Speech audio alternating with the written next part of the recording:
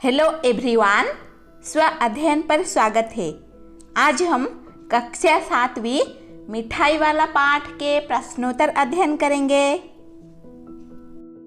प्रश्न 1, मिठाई वाला अलग अलग चीजें क्यों बेचता था और वह महीनों बाद क्यों आता था? उत्तर, मिठाई वाला अलग अलग चीजें इसीलिए बेचता था क्योंकि वह बच्चों का सानिध्य प्राप्त करना चाहता था। उसके बच्चों एवं पत्नी की मृत्यु असमय हो गई थी। वह अपने बच्चों की झलक इन गली के बच्चों में देखता था, इसीलिए वह बच्चों की रुचि की चीज़ें बेचा करता था। वह बदल बदल कर बच्चों की चीज़ें लाया करता था, इसीलिए उसके आते ही बच्चे भी उसे घेर लिया करते थे। वह बच्चे की फरमाइशें पूरी करता रहता था। वह कई महीनों के बाद आता था क्योंकि उसे पैसों का कोई लालच नहीं था। इसके अलावे वह इन चीज़ों को तैयार करवाता तथा बच्चों के उत्सुकता को बनाए रखना चाहता था। प्रश्न 2, मिठाई वाले में वे कौन से गुण थे जिनकी वजह से बच्चे तो बच्चे बड़े भी उसकी ओर खींचे चले आते थे?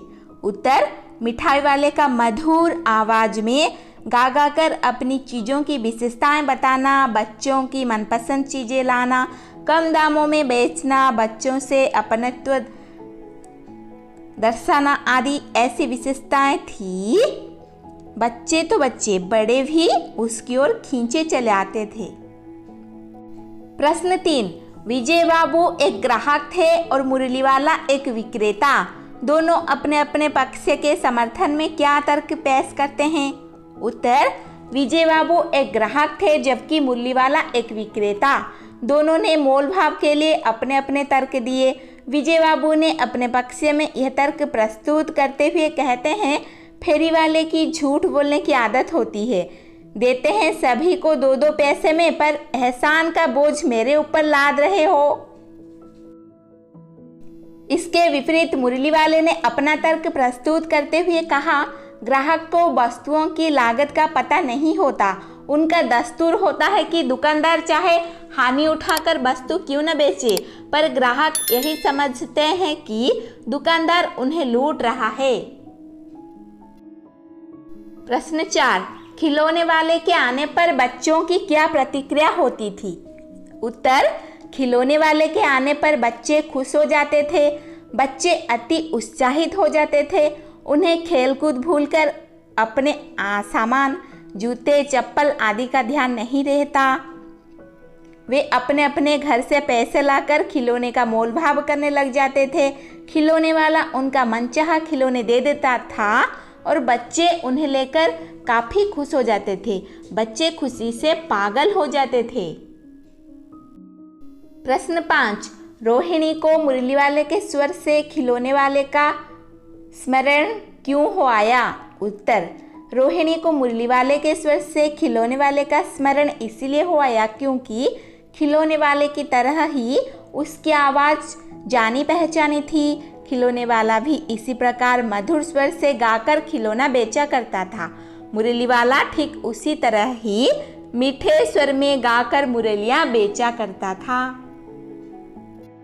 प्रश्न 6, किसकी बात सुनकर मिठाई वाला भावुक हो गया था? उसने इस व्यवसाय को अपनाने का क्या कारण बताया? उत्तर, रोहिणी की बात सुनकर मिठाई वाला भावुक हो गया था। इस पर उसने भावुक हो बताया, मैं भी अपने नगर का एक प्रतिष्ठित व्यापारी था। मकान, व्यवसाय, गाड़ी, घोड़े, नौकर चाकर सभी कुछ था। स्त्री थी, छोटे छोटे 2 बच्चे थे। मेरा वह सोने का संसार था। उसके पास सुख के सभी साधन थे। स्त्री और छोटे बच्चे भी थे। ईश्वर की लीला सभी को ले गई। उसने इन व्यवसायों को अपनाने के निम्नलिखित कारण बताए। मैं इस व्यवसायों के माध्यम से अपने खोए बच्चों को खोजते निकलता हूँ। इन हंसते कूदते, उछलते तथा इठलाते बच्चों में अपने बच्चे की झलक होगी। इन वस्तुओं को बच्चों में बेचकर संतोष का अनुभव करता हूँ। बच्चों के चेहरे की खुशी देखकर मुझे असीम संतोष मिलता है। प्रश्न 7, अब इस बार ये पैसे न लूंगा, कहानी के अंत में मिठाई वाले ने ऐसा क्यों कहा? उत्तर, मिठाई वाले के जीवन का रहस्य कोई नहीं जानता था, लेकिन जब उसने अपने जीवन की सारी गाथा दादी और रोहिणी को बताई, उसी समय रोहिणी के छोटे छोटे बच्चे चुन्नू मुन्नू आकर मिठाई मांगने लगते हैं। वह दोनों को मिठाई से भरी एक एक पुड़िया देता है। रोहिणी पैसे देती है तो उसका यह कहना, अब इस बार ये पैसे न लूँगा, इस बात को दर्शाता है कि उसका मन भर आया और ये बच्चे उसे अपने बच्चे ही लगे। प्रश्न 8, इस कहानी में रोहिणी चिक के पीछे से बात करती है। क्या आज भी औरतें चिक के पीछे से बात करती है? यदि करती हैं तो क्यों? आपकी राय में क्या यह सही है? उत्तर देखेंगे। उत्तर, स्वतंत्रता प्राप्ति के पश्चात संविधान ने स्त्री पुरुष को समान अधिकार दिए हैं और आज शिक्षा के प्रसार व आधुनिकीकरण से भी समाज में बदलाव आया है। आज स्त्रियां पुरुषों से किसी भी क्षेत्र में पीछे नहीं है, लेकिन भारत के कुछ पिछड़े गांव व स्थान ऐसे भी है जहां स्त्रियों को आज भी पर्दे में रहना पड़ता है। ऐसे में वे चिक के पीछे बात करने को मजबूर होती हैं। हमारी राय में यह पूर्णतया गलत है, क्योंकि स्त्री पुरुष दोनों समाज के आधार हैं। दोनों को समान दर्जा मिलना चाहिए। इन पिछड़े वर्गों में जागृति लाने हेतु सरकार व युवा वर्ग को आगे आना होगा और लोगों की सोच बदलनी होगी, जिससे साक्षर राष्ट्र का निर्माण किया जा सके। अब हम अध्ययन करेंगे कहानी से आगे। कहानी से आगे प्रश्न 1, मिठाई वाले के परिवार के साथ क्या हुआ होगा, सोचिए और इस आधार पर एक और कहानी बनाइए। उत्तर, मिठाई वाले का परिवार अवश्य ही किसी दुर्घटना का शिकार हुआ होगा। कहानी, एक गांव में एक मिठाई वाले की दुकान थी। तरह तरह की मिठाइयाँ वह बेचा करता था। छोटे बड़े सभी उसकी मिठाइयाँ शौक से खाते थे। दुकान के साथ ही उसका घर भी था। जब भी दुकान पर कोई ग्राहक न होता, वह अपने बच्चों के साथ खेलता और खुश होता था। उसके बच्चे बहुत शालीन थे, कभी भी उसे किसी बात के लिए परेशान न करते। एक दिन वह अपनी पत्नी व बच्चों के साथ गांव में किसी रिश्तेदार की शादी में गया। खुशी खुशी गांव वाले ने भी उसकी सारी तैयारियां करवाई। उसने कपड़े, गहने, बच्चों का सामान बहुत कुछ खरीदा। गांव के कुछ लोग उसे स्टेशन तक छोड़ने भी गए। रेलगाड़ी में पत्नी, बच्चे व वह स्वयं भी बहुत खुश था। अचानक तेज रफ्तार से चलती गाड़ी के कुछ डिब्बे रेल की पटरी से उतर गए व बुरी तरह से उलट गए। न जाने कितने ही लोग इस हादसे में मर गए। मरने वालों में उसकी पत्नी व बच्चे भी थे। मिठाई वाला तो जैसे पागल ही हो गया। वह गांव वापस आ गया। आज भी इतने वर्षों बाद वह इस हादसे को भूल नहीं पाया। गुमसुम न जाने कौन सी यादों में खोया रहता है। अपनी सारी यादों को ताज़ा करने के लिए उसने अपने घर को एक अनाथ आश्रम बना डाला। न जाने अनाथ बच्चों को पालने में वह कौन सी खुशी प्राप्त करता है। प्रश्न 2, हाट, मेले, शादी आदि आयोजनों में कौन कौन सी चीज़ें आपको सबसे ज़्यादा आकर्षित करती हैं? उनको सजाने बनाने में किसका हाथ होगा? उन चेहरों के बारे में लिखिए। उत्तर, हाट, मेले, शादी आदि आयोजनों में हमें मिठाइयाँ, गोलगप्पे, चाट, पापड़ी, फूड चाट, चीले, छोले भटूरे, सांभर, डोसा, इडली, चाइनीज फूड व इनके अलावा विभिन्न खाद्य पदार्थ आकर्षित करते हैं। उनको बनाने सजाने में विभिन्न पाक कला विशेषज्ञों का हाथ होता है। जैसे खाद्य पदार्थों के लिए हलवाई, उनके पहनावे अलग अलग क्षेत्रों में अलग अलग हो सकते हैं। जैसे समोसे बनाने वाला समोसे बनाने में, सांभर डोसा बनाने वाला सांभर में, इडली बनाने में, आइसक्रीम बनाने वाला आइसक्रीम बनाने में आदि। प्रश्न 3, इस कहानी में मिठाई वाला दूसरों को प्यार और खुशी देकर अपना दुख कम करता है। इस मिजाज की और कहानियाँ, कविताएं ढूंढिए और पढ़िए। उत्तर, ऐसी कहानी पुस्तकालय से ढूंढे। यह कार्य छात्र स्वयं करें। अब हम देखेंगे अनुमान और कल्पना। प्रश्न 1, आपकी गलियों में कोई अजनबी फेरीवाला आते होंगे, आप उनके बारे में क्या क्या जानते हो? अगली बार जब आपकी गली में कोई फेरीवाला आए तो उससे बातचीत कर जानने की कोशिश कीजिए। उत्तर, हमारे गली में मौसम के अनुसार कई फेरीवाले आते हैं, जैसे मूंगफली वाला, चाट वाला, फल वाला, सब्जी वाला, खिलौने वाला, आइसक्रीम वाला, कपड़े वाला आदि। वे सब बड़ी मीठी स्वर में पुकार पुकार कर अपनी चीज़ें बेचते थे। ये लोग कम पैसे में, पूंजी के अभाव में घूम घूम कर चीज़ें बेचते हैं। अगर इनके पास पूंजी होती तो ये भी बड़े दुकानदार होते। चाट, आलू टिक्की, फेरी वाले से बातचीत। बालक, ए चाट वाले भैया 10 रुपए के कितने टिक्की दिए हैं? चाट वाला, 5 के 1 और 10 रुपए के 2 टिक्की। बालक, 10 रुपए के 3 आते हैं। चाट वाला, मेरे आलू के टिक्की विशेष प्रकार के हैं, मैं तो 10 रुपये का एक ही देता हूँ। बालक, अच्छा 20 रुपये का आलू टिक्की दे दो। प्रश्न 2, आपके माता पिता के ज़माने से लेकर अब तक फेरी की आवाज़ों में कैसा बदलाव आया है? बड़ों से पूछकर लिखिए।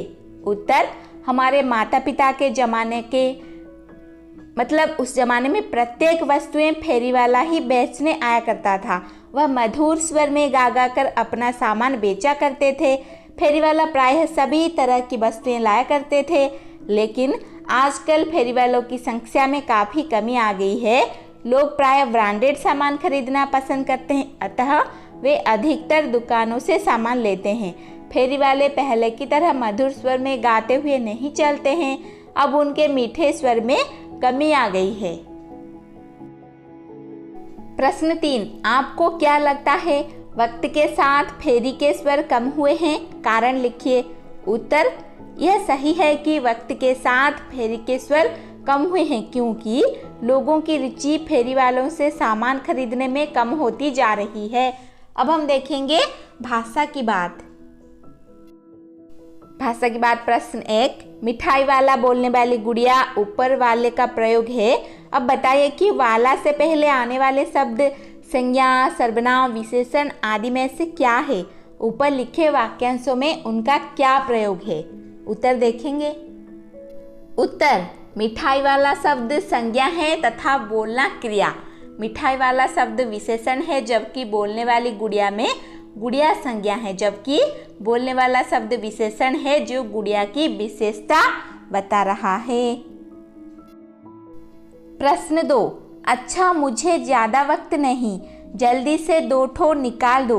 उपर्युक्त वाक्य में ठो के प्रयोग की ओर ध्यान दीजिए। पूर्वी उत्तर प्रदेश और बिहार की भाषाओं में इस शब्द का प्रयोग संख्यावाची शब्द के साथ होता है, जैसे भोजपुरी में 1 ठो इल्का, 4 ठे आलू, 3 ठे बटुली। ऐसे शब्दों का प्रयोग भारत की कई अन्य भाषाओं बोलियों में भी होता है। कक्षा में पता कीजिए कि किस किस की भाषा बोली में ऐसा है, इस पर सामूहिक बातचीत कीजिए। उत्तर विद्यार्थी स्वयं करें। झारखंड की हिंदी, बंगला तथा असमी भाषा में भी ठो का प्रयोग होता है। प्रश्न 3, वे भी जान पड़ता है पार्क में खेलने निकल गए हैं। क्यों भाई, किस तरह देते हो मुरली? दादी, चुन्नू मुन्नू के लिए मिठाई लेनी है, जरा कमरे में चलकर ठहराओ।